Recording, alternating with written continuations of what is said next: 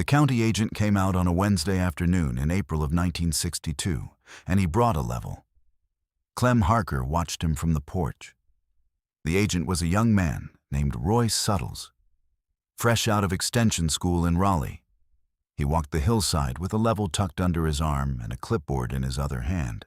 He started at the fence line, moved up the slope in measured steps, stopped every 20 feet to check the instrument, wrote something down. The hillside ran from the creek bottom at 1,840 feet elevation up to the tree line at 2,190 feet.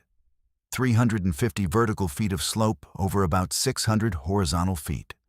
Suttles worked it for 40 minutes. Came back to the porch with his clipboard. Clem was 44 years old. Had been on this land in Allegheny County, North Carolina since 1938. He'd come up from Surry County with his wife Dora and $180 in savings to buy the 60-acre tract his uncle was selling. 24 years on the same ridge. The bottom land along the creek, 11 flat acres, had always produced. Corn, mostly. Some tobacco in the early years.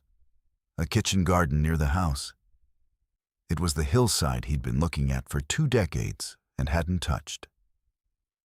Suttles read his numbers. The slope averaged 34 degrees from the horizontal on the lower third, 29 degrees in the middle section, and 22 degrees near the top. The USDA erosion risk tables he carried in his clipboard folder classified anything above 18 degrees as marginal for cultivation and anything above 25 degrees as not recommended. 60% of the hillside fell above that threshold. He told Clem the hillside wasn't farmable, not with conventional methods, not without machinery he didn't have and couldn't afford, not at those angles without losing topsoil faster than any crop could repay. He was polite about it. He was 26 years old and being as careful as a careful man could be.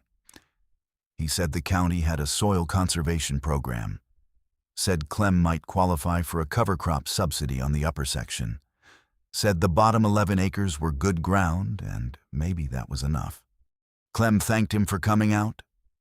Suttles drove back down the mountain road toward Sparta. Clem stood on the porch for a while after the truck disappeared around the first bend. He had a cup of coffee that had gone cold. He drank it anyway. Then he walked the hillside himself. He knew this slope the way a man knows ground he spent 24 years looking at. He knew where the seeps came through in early spring. He knew which sections held moisture and which shed it. He knew the old chestnut stumps in the middle section, remnants of the blight from the 1920s. Their root systems had been breaking up the hardpan for 40 years. He knew the red clay on the upper third was shallower than it looked. The gray loam underneath was better than anything the county agent's tables could tell from a slope reading. He walked it for an hour, came back to the house, ate supper, said nothing about it to Dora that evening. She'd learned over 24 years that silence before a decision meant the decision was already made, and he was working out the details. She was right. He already knew what he was going to do. The idea of terracing was not new. Clem had read about it in a back issue of The Progressive Farmer from 1955. It had been sitting on the shelf in the machine shed for 7 years. The article described bench terracing on steep ground in East Tennessee. Hand-cut shelves in the hillside, 6 to 8 feet wide. A slight back slope to catch water rather than shed it.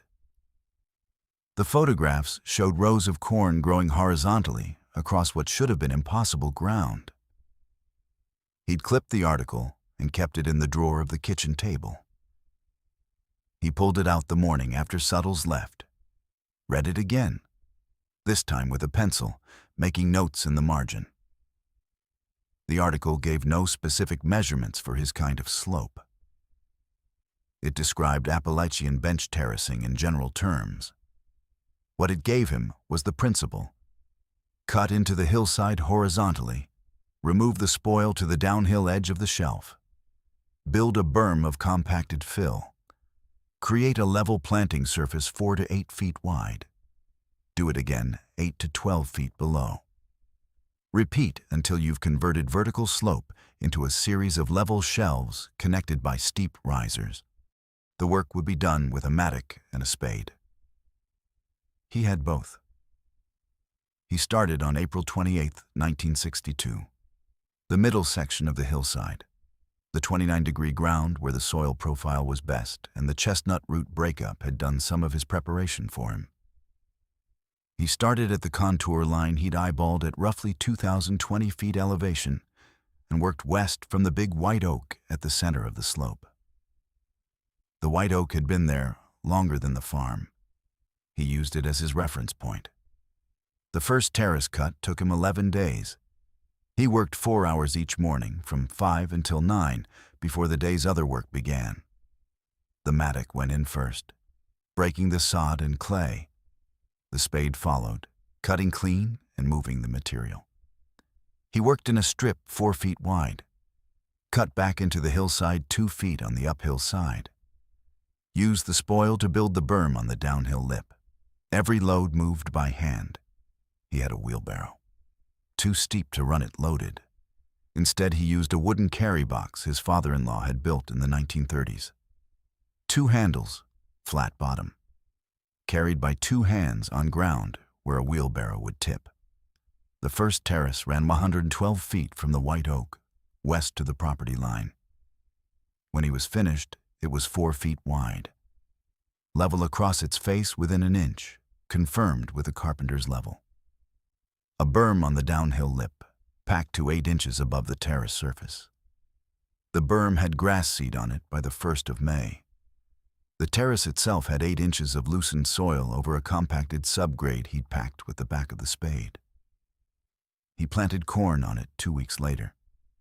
31 Hills, May 14th, 1962. Then he started the second terrace. Roy Suttles came back through that part of Allegheny County in July, making his summer circuit. He stopped at the Harker place because he had a pamphlet about lime application that he thought Clem might want. He pulled in the drive and looked up the hillside. Stood there looking at the 2 terraces visible from the road. The first, now showing knee-high corn. The second, freshly cut and empty, running parallel below it. He left the pamphlet in the mailbox and drove on without stopping. Dora saw him from the kitchen window. Told Clem that evening. Clem said he'd read the pamphlet later. The second terrace took 9 days. He was getting faster. The cut was cleaner because he'd figured out the right mattock angle for the clay and the right sequence. Break first, then undercut, then move. The second terrace ran the full width of the farmable hillside, 148 feet from the oak reference line, east to the rock outcrop on the far side. 4 feet wide. Level. Berm packed and grassed. By the end of the 1962 growing season, he had 3 terraces cut. The first had produced a respectable corn crop, not bottomland yields, but 28 bushels from 31 hills on a slope that had never grown anything but broom sedge. He'd shelled the corn by hand in October and stored it in the crib by the barn. The second terrace was planted in buckwheat as a cover and soil builder. The third had gone in too late for a crop that year. He'd seeded it to clover. He spent the winter reading. He had a small library of USDA bulletins and extension circulars going back to the 1940s. He found 2 more references to bench terracing in Appalachian conditions. One was specific to Virginia mountain agriculture. It described optimal terrace widths for different slope angles. At 29 degrees, 6 to 8 feet was achievable with hand tools if the soil profile allowed. He had been cutting 4-foot terraces. He could go wider. He adjusted his approach in 1963. The new terraces he cut that spring ran 6 feet wide on the middle section and 5 feet on the steeper lower third. The wider shelves allowed 2 rows of corn side by side. The yield potential per terrace doubled. By the spring of 1964, he had 9 terraces cut. running from the 160-foot contour at the bottom of the farmable zone up to the 1,200-foot contour near the tree line. 9 horizontal shelves stepping up the hillside at intervals of 10 to 14 vertical feet. The total planting area was just under 2 acres, 1.8 acres, by the rough calculation he made with the county soil survey map and a ruler. Not large, but producing. He developed his own method for the risers between terraces. The untouched slope face between each shelf was steep, 35 to 40 degrees in places. Left bare, it would erode and undermine the terrace below. He seeded the risers first with annual ryegrass to hold them through establishment, then overseeded with a mix of red fescue and crown vetch. The crown vetch was his own addition. He'd seen it growing on a cut bank along Route 21 and noticed how the roots knitted into the clay. He dug up a bucket full of crowns in the fall of 1963 and propagated them in the kitchen window all winter. By 1966, the risers were fully established. The fescue and crown vetch had bound the exposed clay face into a mat that shed water without shedding soil. Allegheny County got hard summer rains, afternoon storms. 2 inches in an hour was not unusual. In those storms, the water sheeted down the riser face and collected in the back slope of the terrace below rather than running straight downhill and carrying topsoil with it. The terraces caught the rain. That was the whole design. Clem kept records in a composition notebook from 1962 forward. Every spring he wrote the planting dates, the crop variety, the row spacing. Every fall he wrote the yield. He weighed the harvest on a hanging scale bolted to the barn rafter, a Chatillon spring scale, bought at the hardware store in Sparta in 1961 for $4.75. It read to 300 pounds in 2-pound increments. The early years were lean. The first 3 seasons on the new terraces averaged 18 bushels of corn per acre, measured in shelled weight. Not remarkable, but the soil was building. He composted everything he couldn't sell, cob, shuck, stalk, and turned it back into the terrace beds each fall. The earthworms came into the loosened soil within the first 2 years, and the tilth improved noticeably by 1965. By 1967, his terrace corn was averaging 34 bushels per acre. Better than some bottomland farmers in the county were getting on flat ground. Roy Suttles was reassigned from Allegheny County in 1965 and replaced by an older agent named Dwight Furr. Furr had been working extension in the North Carolina mountain counties since 1952. He came out to the Harker place in the fall of 1965. Routine visit. Stood at the fence line for a long time looking at the terraced hillside.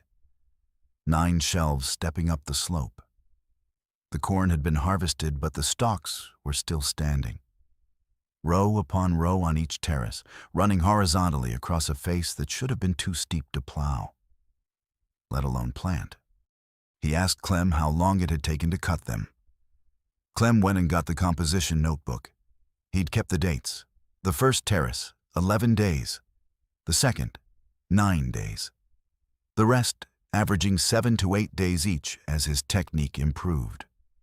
Total labor for 9 terraces, roughly 76 working days spread over 3 growing seasons.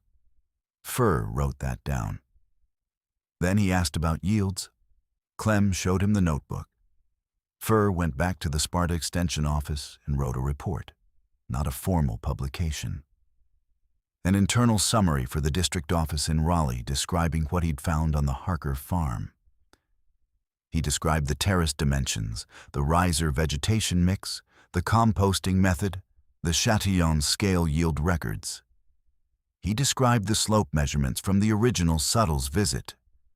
34 degrees, 29 degrees, 22 degrees, and the current production from ground, classified as not recommended for cultivation. The district office sent a soil scientist up from Raleigh in the spring of 1967. His name was Dr. Vernon Causey. He was 51 years old and had spent his career studying Appalachian soil management. He spent 2 days on the Harker farm. He probed the terrace beds at 3-foot intervals and measured organic matter content. He measured the riser stability with a penetrometer. He photographed the crown vetch root system by cutting a cross-section into one riser face with a spade. His report was filed with the USDA Soil Conservation Service in June of 1967. It described the Harker Terraces as an exceptional example of self-taught contour bench farming on extreme slope Appalachian terrain. He specifically noted the crown vetch riser stabilization as a technique he had not previously encountered documented in the literature for this soil type and slope class. He also noted that the original extension assessment, not farmable, had been technically correct by the standards of conventional mechanized agriculture.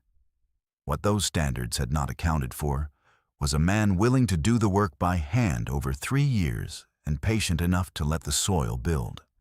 He said that in the report. In writing. Clem never read the report. Furr told him about it, briefly, in the fall of 1967. Clem thanked him and asked if the county had any surplus lime available at reduced cost. It did. He bought 3 tons and spread it on the upper terraces over the winter. The hillside went to 15 terraces by 1971. Clem cut 6 more shelves between 1966 and 1971.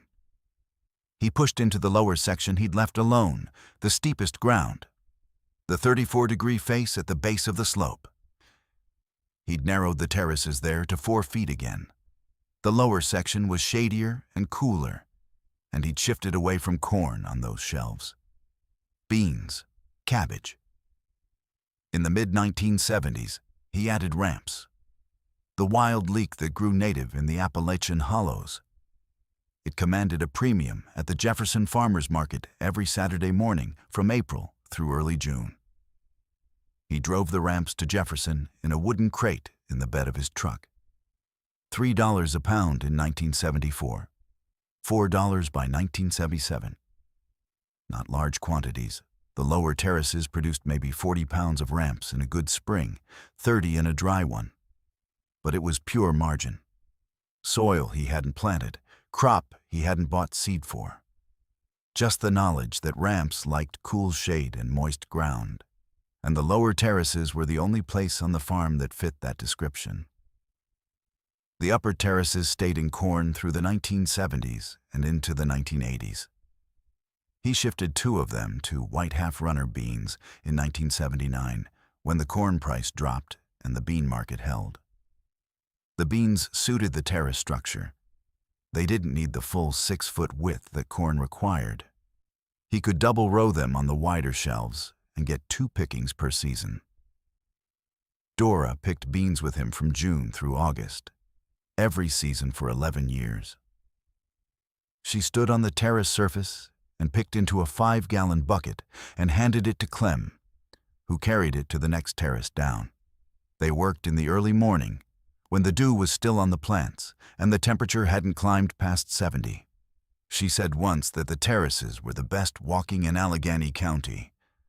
Level ground on a hillside. Something that shouldn't exist, but did because he'd put it there. Clem recorded the bean yields the same way he recorded the corn. Hanging scale. Composition notebook, 1979 through 1989. 11 seasons of beans on 2 upper terraces, averaging 340 pounds of fresh-picked beans per terrace per season. Sold at the Jefferson market for between 35 and 65 cents a pound, depending on the year. Gross revenue from beans alone, across that span, $2,190. From 2 terrace beds on a hillside that a county agent had called too steep to farm. In 1985, 23 years after the first terrace went in, Clem walked the full hillside with his grandson, a boy named Patrick, 8 years old, visiting for the summer. They started at the bottom terrace and climbed to the top, stepping up the riser faces between each shelf. Clem showed him the crown vetch on the risers, showed him how the back slope of each terrace angled slightly toward the hill to collect rain, showed him the old white oak, still standing, still the reference point for the whole layout, showed him the composition notebook, 3 volumes filled, a 4th started, 23 years of planting dates, varieties, yields, soil amendments, and weather notes. Patrick asked how long it had taken to build all of it. Clem thought about it, said the cutting had taken 4 growing seasons spread across 7 years. 4 hours each morning before the rest of the day's work began. He said he hadn't counted the days at the time, counted them later from the notebook. About 110 working days total. A little over 4 months of actual labor if you put all the mornings together. Patrick looked up the hillside. 15 terraces stepping up the slope. Corn on the upper shelves, beans in the middle, the lower section in ramps and shade crops. Level ground going up the mountain in steps. He said it looked like it had always been there. Clem said that was the idea. The last crop Clem Harker took off the terraces was in the fall of 1993. He was 75 years old. The beans were done. Dora had passed in 1991, and he hadn't the heart to pick them alone. He took the upper terraces and corn that final year, 31 bushels per acre, close to what he'd been averaging since the mid-1960s. He shelled it in October and recorded the weight in the 5th composition notebook, the same way he'd recorded every other harvest. Then he put the notebook in the drawer of the kitchen table and rested. He leased the bottomland to a neighbor the following spring. The terraced hillside he left alone. No sense tearing out what had taken him 4 years to cut. The riser vegetation held without maintenance. The fescue and crown vetch had been established for nearly 30 years by then. The terrace surfaces, undisturbed, grew up in broom sedge and goldenrod, the same plants that had been there in 1961 before the mattock went in. But the ground under them was different. 3 decades of composting and cultivation had built the organic matter in the terrace beds. From the 1.2% Dr. Causey had measured 1.2% in 1967. By 1994, when a soil scientist from Appalachian State took samples for a regional study on small-scale mountain agriculture, it had climbed to 3.8%. The terraces held their structure. That was the measure. 15 hand-cut shelves on a hillside that should have been too steep to touch. 31 years of cropping. 32 winters of Allegheny County weather. Not one of them had slumped. Not one riser had failed. The crown vetch was still there, rooted into clay that had been open-cut in 1963 and hadn't moved since. Clem Harker died in March of 2001. He was 83 years old. The farm passed to his daughter, who lived in Wilkes County and had no intention of farming it, but no intention of selling it either. The bottomland lease continued. The terraced hillside continued growing up in goldenrod and broom sedge. Patrick, the grandson who had climbed the terraces in 1985, came back to Allegheny County in 2009. He was 32 years old by then. He cleared 2 of the upper terraces with a brush cutter and planted tomatoes. The soil was dark and loose and held moisture the way a good garden bed does after decades of building. He got a full crop that first summer. Took some to the Jefferson market on a Saturday in August and sold out before noon. He found the composition notebooks in the kitchen table drawer, all 5 of them. He read them over the course of a winter. Planting dates going back to 1962. Yield records for every crop on every terrace for 31 years. The crown vetch propagation note from the winter of 1963. The lime purchase from 1967. The ramp prices from the Jefferson market, season by season, 1974 through 1988. He opened more terraces in 2010, then 3 more in 2011. By 2014, he had 11 of the original 15 back in production. Different crops than Clem had grown: heirloom tomatoes, mixed greens, culinary herbs that commanded good prices at the Boone and Jefferson markets. But the same ground, the same shelves, the same berm on each downhill lip, packed by Clem Harker's spade in the mornings of the 1960s, still holding. The white oak at the center of the slope is still standing, bigger now than it was in 1962. The first terrace Clem cut still runs 112 feet west from its trunk to the property line, level across its face within an inch, as it was the day he finished it in May of 1962. Roy Suttles had his numbers right. The slope was too steep by the USDA's tables. What his tables didn't have a column for was a man willing to work 4 years of early mornings with a mattock and a spade. Or what that ground could become if he was patient enough to let it. The Terraces answer that question. They have been answering it since 1962. They're still there.